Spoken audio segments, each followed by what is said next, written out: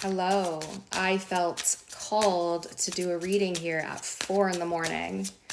All tarot, no oracle, nothing. Just me and my channeled messages. So stick around if you think maybe I have a message for you. And if you do have the numbers 4, 1, or 3 anywhere on your screen in your birth date, or you resonate with those numbers, this is especially for you. So listen along and only take what resonates. But here we go. First card out, I have the Seven of Wands. Very defensive energy. Feeling like you have to stand up for yourself, like you have to prove something here. And this does have to do with the Seven of Swords. We have 2 sevens now on the table. Seven of Swords is sneaky energy, right? It's very cautious. It is trying, in the original Seven of Swords deck, this is somebody who is in the opposing army during a war, sneaking into the other army's camp at night and stealing their swords so they have nothing to fight with the next day. It's very strategic energy, but it's also very intentionally sneaky energy. So sometimes it's lying, sometimes it's cheating, right? Sometimes it's something like that. There's kind of this we have the Three of Wands here, which is about kind of looking out at the distance, possibly waiting for something. There's very cautious, very guarded energy, and you are keeping your distance here for some reason. This could be about, you could be waiting for a new offer of something of value. Page of Pentacles, it's the potential of something, right? So the Page of Pentacles is about possibly a new job. I feel like there's a lot of caution here. I don't know if you're waiting for somebody to reach out to you too, or if you want to reach out to somebody here. But there's definitely this sense of heavy anticipation, and also I don't trust it, right? There's so much caution here in your energy. Why? Why is that here? A lot of power struggles, possibly. Jealousy, games being played. Let's see what else. Yeah. I think that there's a choice here that you have to make here. Two of Wands, right? The Two of Wands is being at a crossroads. Do I choose the wand that's already in my hand, or do I go in the different direction and choose that wand, right? So you're having to take steps here, choosing a direction. And I think this is possibly something that it's been a long struggle for you. It's been very hard. And this is like, okay, do I want to be independent? Do I want to, a lot of times this is a single card. Somebody who's single, independent, right? Enjoying the fruits of their labor, looking good, feeling good, smelling good, being healthy, all of those things, right? Now, you don't have to be single to resonate with this, just to be clear. But even if you are in relationships, it's important that you are going in independent, right? No codependency, and also making sure that both bring the same amount to the table, or whatever your agreement is, right? Every relationship's different, but there's kind of that choice there. Between that, having stability, having it all, or being in this place of possibly financial loss, possibly rejection or abandonment. But this is a mindset of lack, right? We have a mindset of abundance with the Nine of Pentacles, and here we have a mindset of lack. It's never going to work out for me, right? Nothing ever goes right. Everything always goes wrong. There's no point. But in this photo, there's always like this family huddled outside of a church being like, oh, we have nothing, poor me. But here, right behind them is a church window that has like resources and food and everything in there. It's symbolic, right? This isn't a religious thing, but I'm just saying they're kind of sitting out there being like, oh, poor me, but they could go inside the church and get shelter. So, almost choosing to be in a place of neglect or something that is not good enough. But I feel like if you are looking for a new job or a new endeavor here, it's a very difficult choice to have to leave behind something that possibly you put a lot of work into and it just never paid off. So it's kind of a defeated energy. But on the other side, as you go towards this new thing, this new job, you do have the Nine of Pentacles, right? Because the Page of Pentacles is a new job often, but this could just be a new endeavor. This could be you looking for potential love, because honestly, the best love is not just going to be cups, right? Not just the emotion. It is going to be based off of something stable, something that you can actually build. I just saw 444 on my screen here.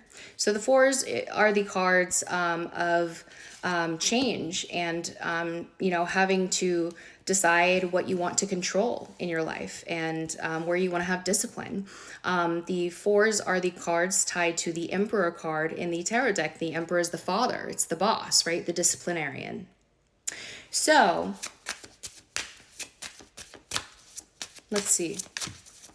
There's this caution here about this, though. I think that there's been a lot of failures here. I feel like you're like, I don't want to do it wrong again. I don't trust, right? Six of Pentacles is reciprocity. It is payment, right? Queen of Pentacles on the bottom is, you know, she's resourceful. She's nurturing. She's stable. She can make the best of any situation.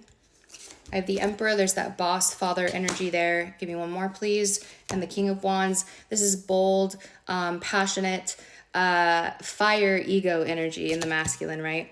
I feel like there's could be like some sort of business partnership here between three different people. One person does have a higher status. There could be like an investor here or something. Tell me about this. I can't show you this card because there's a naked lady on it, but it's the Star card. Yeah, there's something about that you are in a victim mentality in here with the Eight of Swords, right? This is a feeling mentally restricted, right? Oftentimes in this card, there is somebody looking in a mirror, seeing themselves blindfolded and tied up and all of those things. But in reality, outside of the mirror, they're none of those things. So it's a self-imposed restriction, a victim mentality. And this has to do with a past situation here, something that you have not been able to let go of. This could even be something from childhood, Six of Cups here, right? Where there, I don't know if you feel like there is some sort of spiritual connection here or that there was something that was meant to happen here. And you're probably right. Right? This is very intuitive, very spiritual here with the High Priestess. But I think what's happening is there's something about your past that you are refusing to acknowledge was a spiritual lesson for you. And also, I feel like in the past, you had your intuition blocked heavily, right? Heavy intuitive block. And I feel like that is what's holding you back from the future, from your goals, from your dreams. The Star card here, again, I can't show you because she's naked on it. Sorry. It's a beautiful card. But anyway, there's this sense of like the Star is Aquarius energy, right? So it's freedom.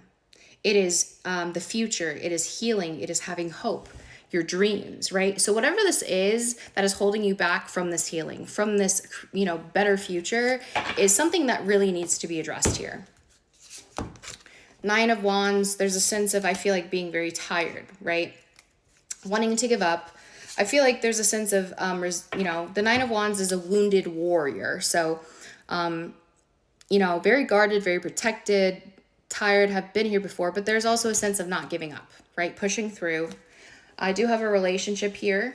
We have the Justice card, and then I have the Five of Wands. Yeah. So this is some sort of conflict here in some sort of relationship or partnership, right? Possibly two people who are different from each other too. But there's something here about really pushing to get some sort of justice, some sort of truth in a situation.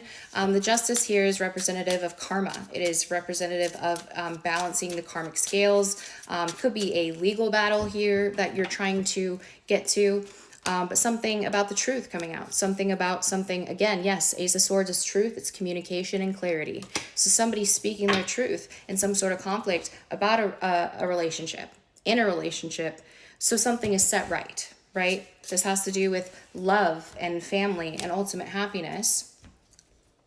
And somebody here, the Strength and the King of Pentacles, somebody who is a strong provider, right? A strong partner. So what are you telling them to do here after all of this?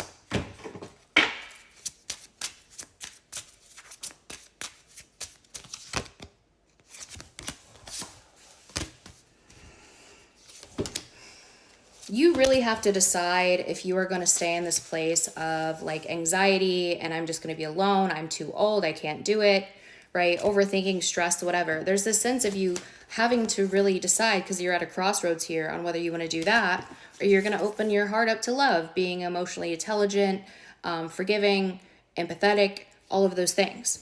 You have to decide what you want and what type of person you want to be with, right? You don't want to, do you want to be with somebody who's closed off and ghosts and gives you an anxiety? Or do you want to be with somebody who's emotionally available? Do you want to go towards an opportunity in your finances where you are emotionally locked in, right?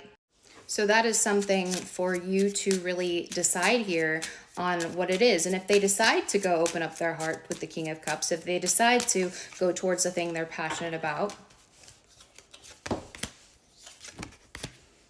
Sorry, it stopped. But I do see two like-minded people, the Queen and King of Swords. A lot of times this could be people who are honestly too honest, too cutthroat with each other. But these are two people having a very upfront conversation. I have the Page of Cups and the Three of Cups here. This could be an offer to reconcile, an offer to go out, to have a good time, to go on a date. This could even be discussing children or something. But I feel like they're saying once you open up your heart, I do think you're going to meet people when you go out. You're going to have some really good discussion. If you do need to come back together with someone, both people have to be dedicated to being honest and open and upfront, right? That's what I'm seeing there. But I do see some sort of offer coming in, whether that be in work or love or whatever, that you will be celebrating after some sort of upfront conversation here between the King and the Queen of Swords. Okay?